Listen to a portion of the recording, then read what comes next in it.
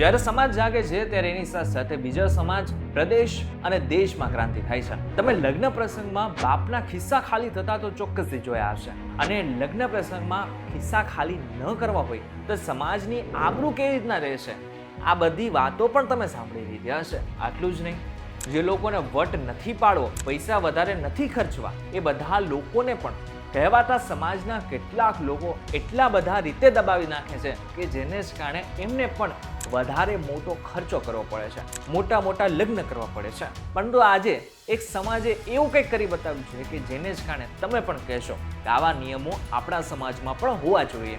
હું વાત કરી રહ્યો છું ઠાકોર સમાજની.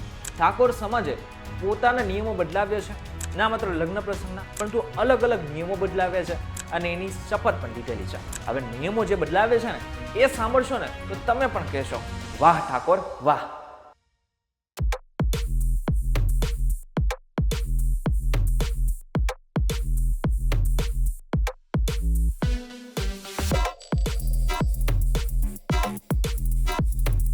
નમસ્કાર, welcome back folks VTV digital પર તમે જોઈ રહ્યા છો ડેલી ડોઝ. હું છું આપનો દોસ્ત કરણ ચડોતરા. બનાસકાંઠાના ઓગાડ ખાતે 4 જાન્યુઆરીએ એક મોટું ઠાકોર સમાજનું સંમેલન છે. પરંતુ આ પહેલા પાટણમાં ઠાકોર સમાજનું બંધારણ મહાસંમેલન અંતર્ગત નવા બંધારણનું વાંચન કરાયું હતું અને શપથ લેવામાં આવ્યા હતા. ઠાકોર સમાજની અંદર જે જૂના કુરિવાજો છે એને દૂર કરવા અને શિસ્તબદ્ધ સમાજની રચના કરવા માટે અનેક મહત્વના નિર્ણય લેવામાં આવ્યો છે. હવે જે નિયમો લીધેલા છે ને એ ખૂબ જ મહત્વના છે અને બીજા સમાજને પણ પ્રેરણા આપે એવા છે. જેમાં સૌથી પહેલો નિયમ છે, સગાઈના પ્રસંગમાં હવે માત્ર 21 વ્યક્તિ જ જઈ શકશે. ભેટ તરીકે માત્ર ₹1, નારિયેળ અને એક જોડી કપડાં જ આપી શકાશે. લગ્ન પ્રસંગો માટે વર્ષમાં માત્ર 2 માસ એટલે કે મહા અને વૈશાખ સુદ 1 થી 15 નક્કી કરાયા છે.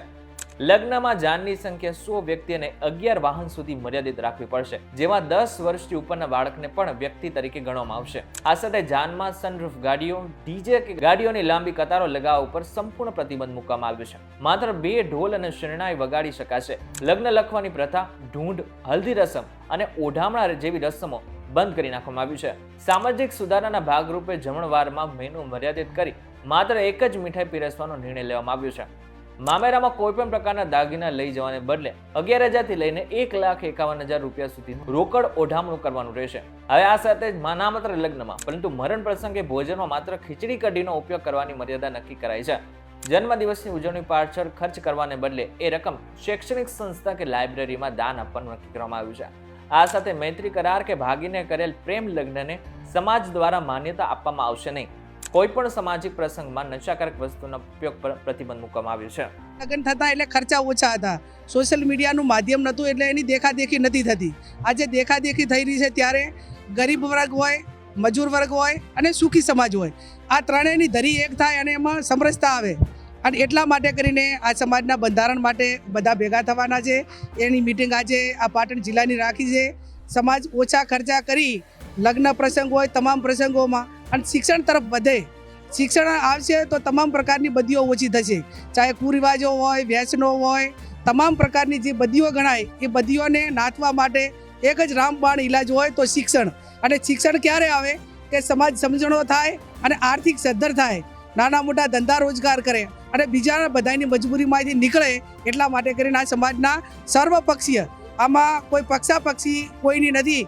તમામ સમાજના જે આગેવાનો છે એ ઠાકોર સમાજના તમામ પક્ષના આગેવાનો એક મંચ ઉપર આવી. જો કે બધા જ નિયમો ખૂબ જ મહત્વના છે અને જો દરેક નિયમો પાળવામાં આવે અને ખરેખર દરેક સમાજ આ નિયમોનું પાલન કરતો થઈ જાય તો ચોક્કસથી આગળના સમયમાં ઘણો ફાયદો આ સમાજને થઈ શકે છે. કારણ કે આજે પણ એવા ઘણા બધા લગ્ન થાય છે કે જ્યાં દીકરા કે દીકરીના લગ્ન કરાવવા હોય ને ત્યારે માતા પિતાને લોન લેવી પડે છે અને પછી આખી જિંદગી એ લોનના હપ્તા ભરવામાં જ એમની આખી જિંદગી નીકળી જતી હોય છે.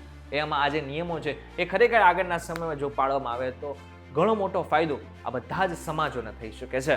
ત્યારે આ બાબતને લઈને તમારું શું કહેવું છે અમને જરૂર કમેન્ટ કરીને ચોક્કસથી કહેજો.